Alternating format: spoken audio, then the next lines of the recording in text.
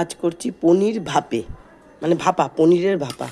তা পনিরটাকে ওই জন্যে একটু লম্বা সাইজ করে কেটে নিয়েছিলাম। এই যে একটু বড় বড় করে পনিরটাকে কেটে লম্বা লম্বা করে কেটে নিয়েছি। কেটে একটু হলুদ আর একটু নুন জলে কিছুক্ষণ মানে গরম করে, জল গরম করে হলুদ আর নুন দিয়ে একটু ভিজিয়ে রেখেছিলাম। এখন পনিরটা সফট হয়ে গেছে। এখন এই পনিরটাকে আস্তে আস্তে ভেজে তুলবো। এই যে পনিরটাকে এই যে ওখানে খুব অল্প তেল দিয়ে মানে সেঁকা মতন করেছিলি, মানে সেঁকলে যেরকম হয় ওই রকম একটু গাটা লাল লাল মতন হবে। এই যে আমি এখানে ভেজে রেখেছি, মানে ছাকা তেলে ভাজবো না, মানে অল্প তেল দিয়ে বেশ সেঁকে সেঁকে পনিরগুলোকে তুলে নিয়েছি। আর এখানে এই যে ভাজা হচ্ছে। এখন আমার সবগুলো পনির ভাজা হয়ে গেছে। আর পনিরটা ভাপে বসানোর জন্য আমার কি কি লাগছে চলো একবার দেখে নিই।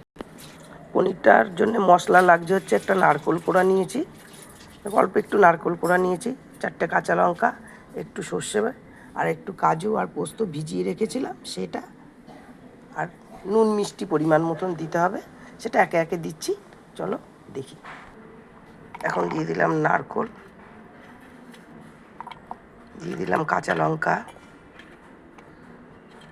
দিয়ে দিলাম সর্ষে, কাজু পোস্তটা বেটে রেখেছিলাম সেটা, তার সঙ্গে একবারেই দিয়ে দিচ্ছি একটু হলুদ,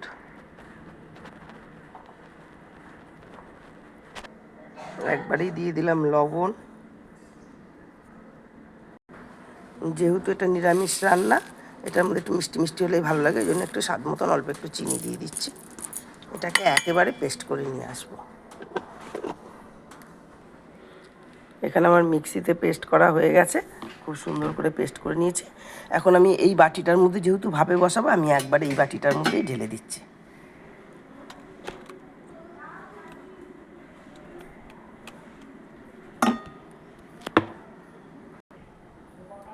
এখন আমি এই যে ঢেলে নিয়েছি, আর এখানে হচ্ছে এই মিক্সি ধোয়া জলটাও আমি দিয়ে দিচ্ছি এর মধ্যে। একটু সর্ষের তেল দিয়ে দেবো, ব্যাস। এবার ভালো করে নেড়ে চেড়ে মেখে নিচ্ছি, চামচের সাহায্যে এটা ভালো করে মাখিয়ে নিচ্ছি বেশ সুন্দর করে।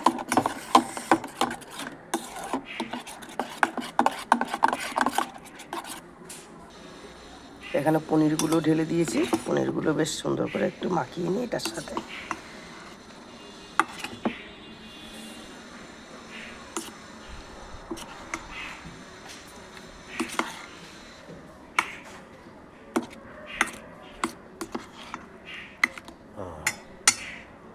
আমার এবার সুন্দর করে মাখানো হয়ে গেছে। এবার জিনিসটাকে সুন্দর করে সেট করে বসিয়ে দেবো। এখন উপর থেকে 4টে কাঁচা লঙ্কা দিয়ে দিচ্ছি,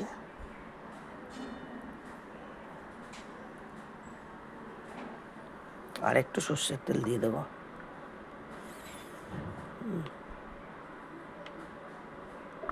এই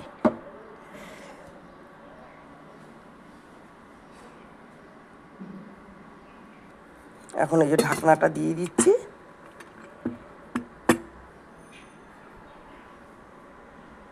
এখানে ইন্ডাকশানে জল গরম বসিয়ে দিয়েছিলাম, এখন সেই জলের মধ্যেই এইটা বসিয়ে দিচ্ছি। এই এটা সুন্দর করে বসিয়ে দিলাম। এখন এটার মধ্যে ভাপে 15 মিনিট আস্তে আস্তে ভাপে হতে থাকুক। এর উপর থেকে একটা থালা চাপা দিয়ে দেবো। এই যে উপর থেকে একটা থালা চাপা দিয়ে দিলাম। এখন এটা 15 মিনিট আস্তে আস্তে ভাপে হবে। এই যে 15 মিনিট পরে আমার পনির ভাপটা তুলে নিয়ে এসেছি। দেখো দেখতে ঠিক এরকম হয়েছে। এবার ভিডিওটি কেমন লাগলো অবশ্যই কমেন্টে জানাবে, আর রান্নাটা দেখতে কেমন হয়েছে সেটাও কমেন্টে জানাবে। আর ভিডিওটি ভালো লেগে থাকলে পরে লাইক কমেন্ট শেয়ার করতে ভুলবে না। আজকের মতন টাটা।